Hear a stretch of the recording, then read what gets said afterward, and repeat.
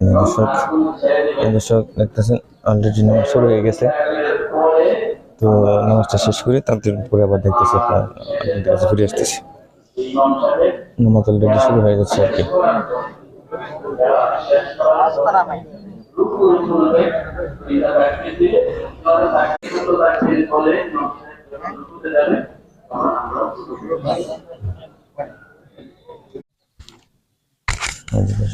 দর্শক মাত্র নামাজ শেষ হয়েছে,